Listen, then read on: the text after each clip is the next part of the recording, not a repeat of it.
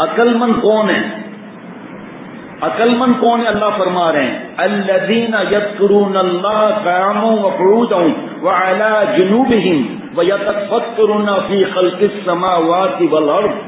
عقل مند وہ ہیں جو کھڑے بیٹھے لیٹے اللہ کو یاد کرتے ہیں. تفصیل نہیں بتاؤں گا، لیکن کھڑے ذکر کر رہے ہیں، لیٹے ذکر کر رہے ہیں، اور بیٹھے ذکر کر رہے ہیں، گناہ بھی کر رہے ہیں. یہ عقل مند کیسے ہوئے بھائی؟ عقل مند کیسے ہوئے؟ اس کی تفسیر ہے، جلدی جلدی بتا دوں گا. ٹرین کہیں تیز دوڑے گی تو سنبھالنا آپ کا کام ہے. دھیان سے استغفار کرتے ہوئے بیان سننا ہے. الحمدللہ حضرت والا کا یہ غلام کی عادت ہے کہ اپنا بیان ہو یا شیخ کے پاس جانا ہو، اللہ تعالیٰ اپنی رحمت سے توبہ کی توفیق عطا فرماتے ہیں. اور بندے سے معافی مانگنا جو ہے وہ مشکل ہے تھوڑا بہت. اللہ تعالیٰ سے معافی مانگنا کوئی مشکل نہیں، لیکن جس کا حق مارا ہو تو حق واپس کرنا پڑے گا بھائی. مضمون کہیں ادھر ادھر میں چلا جائے. ہاں، اس لیے آپ فکر رکھنا، مضمون جائے پکڑ لینا اس کو. پکڑو گے کیسے آپ مضمون؟ تو عقل مند وہ ہیں جو ایک ذکر جو ہے کرتے ہیں کھڑے بیٹھے لیٹے. جلدی جلدی مسجد کے اندر مائنس وائرنگ کر دی، پلس نہیں کی، روشنی نہیں آئے گی. پلس کے ساتھ مائنس ضروری ہے. پلس ذکر کھڑے بیٹھے لیٹے کرتے ہیں، تلاوت، نماز، روزہ، زکات، حج، عمرہ، یہ پلس ذکر ہو گیا. اور مائنس یہ کہ گناہ نہیں کرنا. اور گناہوں میں سب سے بڑا گناہ بد نظری کا کینسر پھیلا ہوا ہے، اس سے بچنے کی فکر کرنا. تب یہ عقل مند کہلائے جائیں گے. اور وَيَتَفَكَّرُونَ فِي خَلْقِ السَّمَاوَاتِ وَالْأَرْضِ، جو اللہ تعالیٰ کی مخلوق میں غور کرتے ہیں، زمین آسمان میں غور کرتے ہیں. اور محبوب صلی اللہ علیہ وسلم فرماتے ہیں تفکروا فی خلق اللہ، تفکروا فی خلق اللہ ولا تتفکروا فی اللہ فإنکم لم تقدروا قدرہ. تم اللہ تعالیٰ کی مخلوقات میں غور کرو، لیکن اللہ کی ذات میں فکر مت کرنا، اللہ کا تم اندازہ نہیں کر سکتے. جو دین کے دشمن ہیں، جن کے دماغ میں گوبر بھرا ہوا ہے، وہ کہتے ہیں کہ جناب زلزلہ اس لیے آتا ہے کہ نیچے پلیٹیں ہیں، اس کو جب کھسکتی ہیں تو زلزلہ آ جاتا ہے. پلیٹیں تم کھسکاتے ہو کیا؟ یہ فکر کرتے ہیں. میرے دوستوں، زلزلہ جو آیا، آپ اور ہمیں یہ مراقبہ کرنا چاہیے کہ ہمیں نیا ملک ملا ہے، ہمیں نیا گھر ملا ہے، ہمیں نیا کاروبار ملا ہے، ہمیں نئی زندگی ملی ہے. یہ اللہ تعالیٰ کی ذات میں غور نہیں کرتے ہیں. عقل مند اللہ تعالیٰ کی مخلوق میں غور کرتے ہیں. گندم کے کھیت میں دنیا دار چلا جائے، سائنٹسٹ چلا جائے، اللہ والا چلا جائے، وہ سائنٹسٹ اپنی سائنس چلاتا رہے گا، اور اللہ والا گندم کے دانوں کو دیکھ دیکھ کر سوچ رہا ہوگا اے اللہ آپ کی کیا قدرت ہے کہ گندم کے کسی دانے میں کوئی عالم چھپا ہوا ہے، کوئی ڈاکٹر چھپا ہوا ہے، کوئی انجینئر چھپا ہوا ہے. ان کے اللہ والوں کی نظریں وہاں جاتی ہیں کہ یہ گندم کٹ کر جائے گا اور پیسا جائے گا، اس سے روٹی بنے گی، روٹی سے خون بنے گا، خون سے نطفہ ناپاک بنے گا، اور پھر گندا خون گندے پانی سے اللہ تعالیٰ انسان کو وجود بخشیں گے. اور اس کو اللہ تعالیٰ وجود بخش کے کسی کو بادشاہ بناتے ہیں، کسی کو صدر بناتے ہیں، کسی کو صدر بنا کر پھر گراتے ہیں، کسی کو بادشاہ بنا کر اتنی محنتوں کے بعد کسی کو گراتے ہیں، کسی کو ڈاکٹر بناتے ہیں، کسی کو انجینئر بناتے ہیں. یہ دماغ چلتا ہے. یہ ہے عقل مند کہ ہمارے تک رزق، ہم پورے دنیا میں ہم بکھرے ہوئے تھے، پوری دنیا میں ہم بکھرے ہوئے تھے.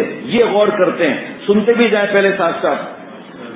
حضرت انس رضی اللہ تعالیٰ، ذرا غور سے سنتے رہیے گا. حضرت انس رضی اللہ تعالیٰ عنہ حضور صلی اللہ تعالی وسلم کا ارشاد نقل کرتے ہیں. بہت ہی غور کرنے کی بات ہے، عبرت کی بات ہے. ہمارے ایک دوست اس مجلس میں بیٹھے ہوئے ہیں، سب لوگ روڈوں پر نکل آئے، عورتیں، بوڑھے، مرد، جوان، بچے. کسی کو زیور، چوڑیاں، سونا، گولڈ، ڈائمنڈ، ہیرا، پیسہ لینے کی فرصت نہیں تھی، سب روڈوں پر تھے. ہمارے وہ دوست بھی باہر تھے گھر کے. عورتیں جب بعد میں چلی گئی گھر، یہ بھی گھر گئے. مجھے انہوں نے روتے ہوئے بتایا کہ 5 منٹ کے بعد گانے اور ناچ اور ٹی وی شروع ہو گئے. یہ اس بار سمجھ آیا کہ قیامت کیا ہوگی.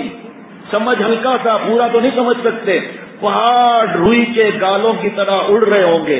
اذا السماء انفطرت، آسمان گر پڑے گا. واذا الكواكب انتثرت، ستارے جھڑ پڑیں گے. یہ جتنی بڑی بلڈنگیں، دبئی سے دوست کا فون ہے، آپ سوچو کہ پاکستان، افغانستان، ایران اور دبئی، ابو ظہبی، آج بھی پہنچا کہ ریاض، سعودی عرب اور عمان اور کتنے ملکوں تک اس زمین کو کس نے ہلایا؟ کیا طاقت ہے؟ ایک 200 گز کا گھر 5000 آدمی مل کر ہلا کر دکھائیں ذرا، 5000 نہیں 10,000 مل کر ہلا کر دکھائیں. اور دبئی کے اندر ہمارے دوست 36ویں فلور پر کام کر رہے تھے، بتا رہے تھے کہ باقاعدہ بلڈنگ دائیں بائیں جھوم رہی تھی. کس نے بلڈنگ کو ہلایا؟ ایسے پیارے رب کو ناراض کر رہے ہیں. وہی کیبل، وہی ننگا ناچ، وہی فلمیں، وہی گانے، وہی ماں باپ کی نافرمانی، وہی حرام. مسجدوں میں نمازیوں کی تعداد بڑھی، اگر بڑھی تو فجر میں بڑھی. فون پر فون آ رہے ہیں کہ ہمیں کیا کرنا چاہیے، ہمیں معافی مانگنی چاہیے. اللہ تعالیٰ نے ہلکی ناراضگی، بالکل ہلکی ناراضگی دکھائی ہے کہ ہم سدھر گئے. سچی توبہ کریں. ہم ذرا حدیث پاک سننا تو اور نبوت پر ایمان بڑھ جائے گا کہ واقعی یہ کلام نبوت بتا رہا ہے کہ حضور صلی اللہ علیہ وسلم آخری نبی ہیں. حضرت انس رضی اللہ تعالیٰ عنہ حضور صلی اللہ تعالی وسلم ارشاد نقل کرتے ہیں کہ جب میری امت 5 چیزوں کو حلال سمجھنے لگے گی تو ان پر تباہی نازل ہوگی، تباہی نازل ہوگی. جب ان میں باہمی لان تان عام ہو جائے، مرد ریشمی لباس پہننے لگیں، گانے بجانے اور ناچنے والی عورتیں رکھنے لگیں. موبائل کے اندر ناچنے والی عورتیں نہیں ہیں، گھر گھر میں گانا پہلے تھا.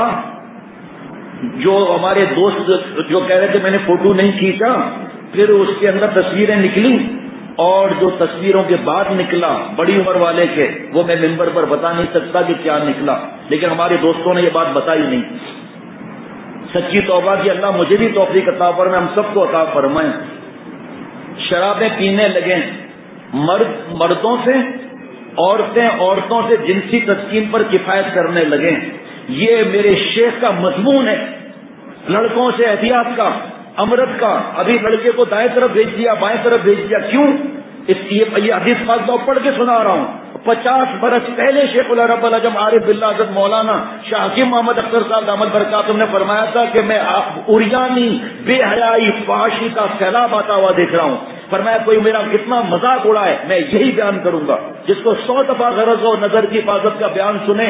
قرآن پاک سے ثابت کرتا ہوں، حدیث پاک سے ثابت کرتا ہوں. بخاری شریف کی حدیث پاک ہے کہ نامحرم عورت کو دیکھنا آنکھ کا زنا ہے، شرعی عذر کے بغیر بات کرنا زبان کا زنا ہے، شرعی عذر کے بغیر سننا کان کا زنا ہے، ہاتھ لڑکے یا لڑکی کو ٹچ کرنا ہاتھ کا زنا ہے، ان کے پاس جانا پیر کا زنا ہے. زنا کے مجموعے سے اللہ تعالیٰ خاص تیار کریں گے. بڑی تباہی ہوگی. شرابیں پینے لگیں گے، گانے سننے لگیں گے. پہلے بتاتا چلوں یہ تاکہ وہ بھی ساتھ ساتھ ہوتا رہے. فرمایا حضرت والا نے کہ آج گانا بجانا جہاں نہ ہو وہ گھر مردے کا گھر سمجھا جاتا ہے. حضور صلی اللہ علیہ وسلم نے ارشاد فرمایا تھا کہ اللہ تعالیٰ نے مجھے گانا بجانے مٹانے کے لیے پیدا کیا ہے، لیکن آج وہی کلمہ اور درود شریف پڑھنے والے میوزک کی تعلیم و تربیت کے لیے دکانیں کھولے بیٹھے ہیں، جہاں لڑکیاں آ کر میوزک بجانا سیکھتی ہیں اسکولوں میں. پیغمبر جس کام کو مٹانے کے لیے پیدا کیا ہو اللہ نے جس کام کو مٹانے کے لیے اس کام کو امت زندہ اور جاری کرنے کی فکر کرے تو بتاؤ کہ نبی کی مخالفت پر عذاب کا مستحق ہے یا نہیں ہے؟ جبکہ بیٹیاں گانا سیکھ رہی ہیں، موسیقی سیکھ رہی ہیں. بتایا تھا پچھلے جمعرات کو کہ میں دبئی سے جمعرات کو ہی آیا تھا تو وہاں ایک بوڑھے شخص نے بتایا کہ 10 برس کی میری پوتی جو ہے وہ ناچ اور گانا سیکھ رہی ہے. جب میں نے بیٹے سے پوچھا کیوں، کا کمپلسری ہے، کا کمپلسری نہیں ہے تو نکالو، لیکن نہیں نکالا انہوں نے. بیٹیاں کو جو ناچ سکھائے گی وہ کیا عورت ہوگی؟ آج مسلمان کی بیٹیاں کم عمر میں ناچ سیکھ رہی ہیں، گانا سیکھ رہی ہیں. پڑھائی ضروری ہے.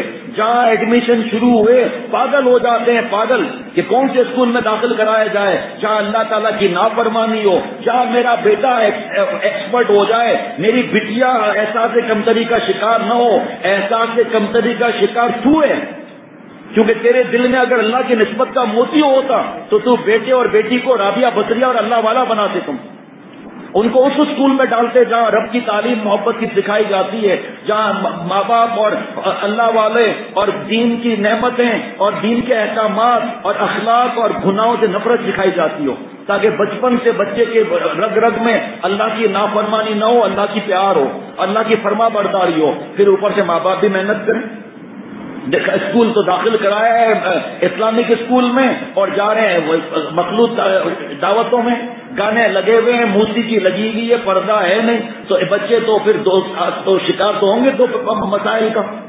یہ کون سا طریقہ ہے کہ بیٹیاں پینٹ پہنے شرٹ پہنے؟ کہا صاحب یہ بہت مہنگا اسکول ہے، باہر کی کمپنی کا اسکول ہے، یا بیٹیوں کو پینٹ پہنانا ضروری ہے تاکہ لعنتی کام ہو، تاکہ اللہ تعالیٰ کے نبی صلی اللہ علیہ وسلم کی لعنت برسے.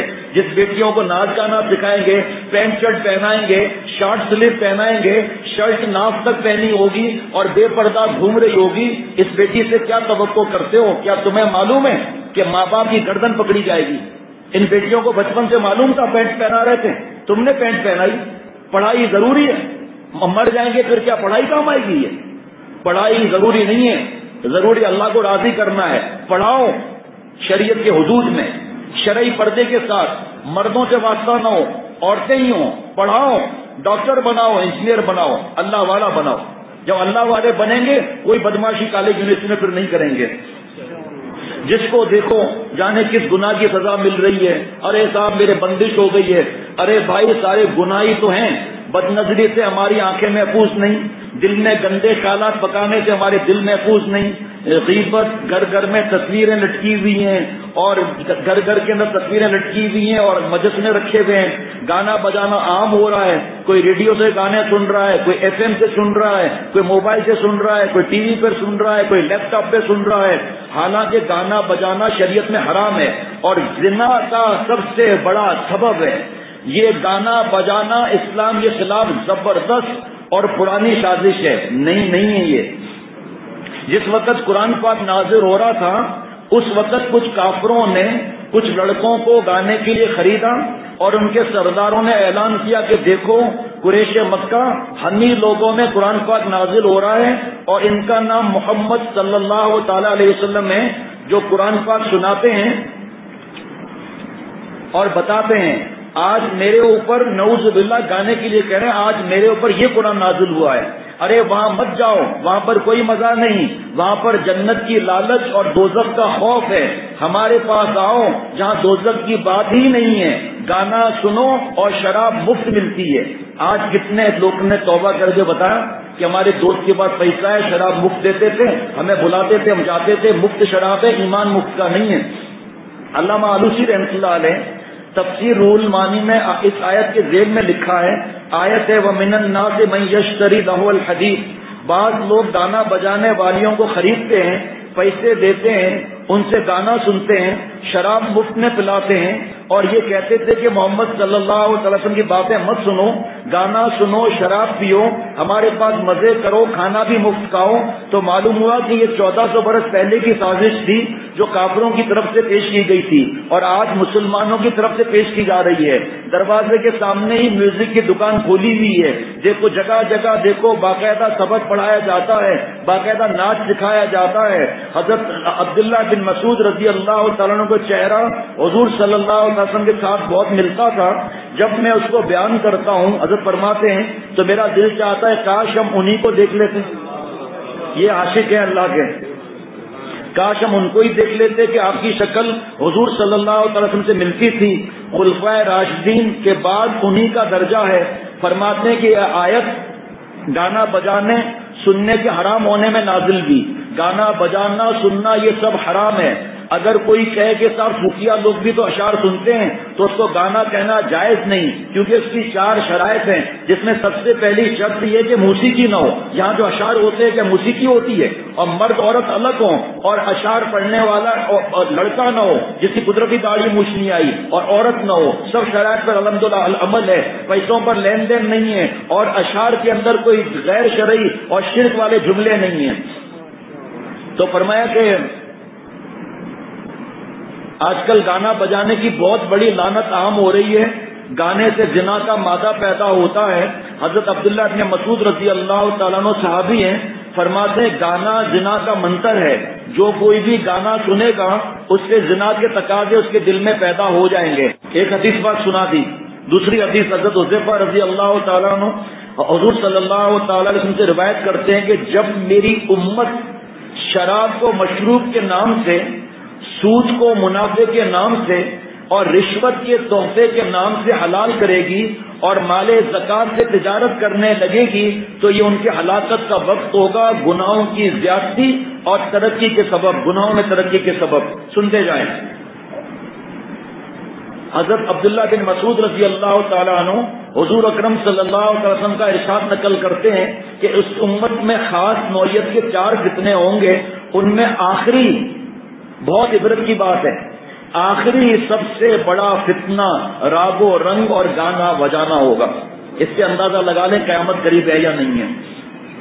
حضرت عمران بن حسین رضی اللہ تعالی عنہما فرماتے ہیں کہ حضرت عمران بن حسین رضی اللہ تعالی عنہما فرماتے ہیں کہ نبی کریم صلی اللہ تعالی علیہ وسلم نے فرمایا اس امت میں زمین میں دھسنے، شکلیں بگڑنے اور آسمان سے پتھر برسنے کا عذاب نازل ہوگا۔ کسی صحابی نے عرض کیا یا رسول اللہ صلی اللہ تعالی علیہ وسلم کب ہوگا؟ بڑی عبرت کی بات ہے۔ فرمایا جب گانے اور ناچنے والی عورتیں اور گانے بجانے کا سامان ظاہر ہو جائے گا اور شرابیں اڑائی جائیں گی۔ کیا یہ سب باتیں سمجھ میں نہیں آ رہی؟ صحیح مسلم کی حدیث ہے کہ اللہ تعالیٰ نے فرشتوں کو ایک ہی بستی ہلاک کرنے کا حکم دیا۔ فرشتوں نے کہا اے رب اس میں تو فلاں بہت نیک، متقی اور پرہیزگار ہے، اللہ تعالیٰ نے حکم فرمایا اس کو بھی ان کے ساتھ ہلاک کر دو، اس لیے کہ جب یہاں میری نافرمانی ہو رہی تھی تو اس کی پیشانی پر شکن تک نہیں آئی۔ حضرت انس بن مالک رضی اللہ تعالیٰ عنہ سے روایت کیا ہے کہ وہ ایک شخص حضرت عائشہ رضی اللہ تعالیٰ عنہ کی خدمت میں حاضر ہوئے۔